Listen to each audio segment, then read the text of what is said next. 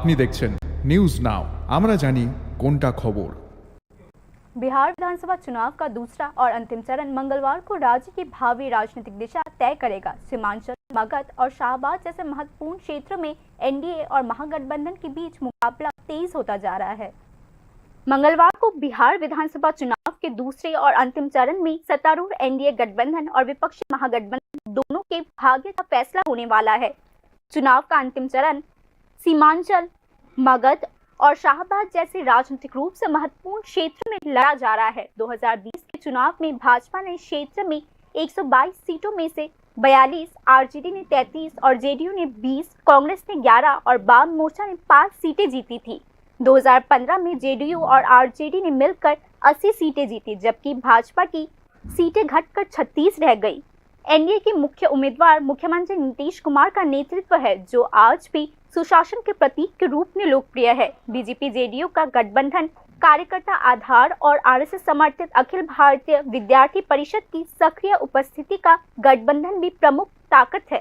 सामाजिक सुरक्षा पेंशन, महिलाओं को वित्तीय सहायता और बुनियादी ढांचा परियोजना, इन लोकप्रिय पहलों ने एनडीए के लिए अनुकूल माहौल बनाया है। हालांकि सत्ता में लंबे समय तक रहने के कारण सत्ता विरोधी भावना या और सत्ताधारी दल के प्रति शत्रुता एक वास्तविक चुनौती है। इसके अलावा बिहार में अन्य सामाजिक समूहों के लिए भाजपा की ऊंची जाति की पार्टी की छवि अब भी एक बाधा बनी हुई है।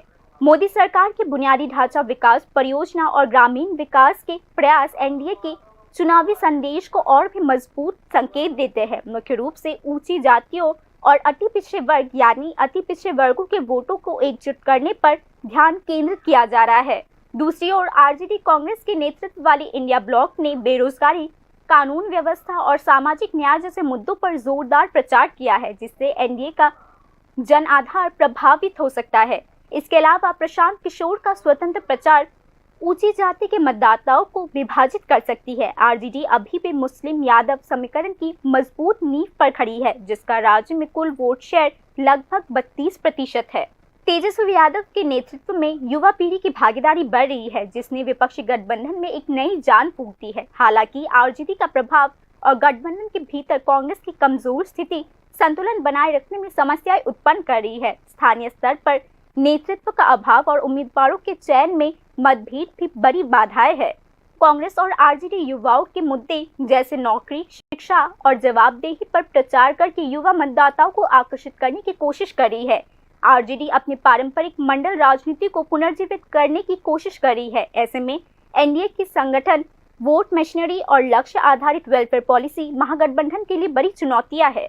इसके अलावा असदुद्दीन ओवैसी का एआईएमआईएम सीमावर्ती इलाकों में मुस्लिम वोट्स को विभाजित कर सकती है, जिससे गठबंधन को नुकसान हो सकता है।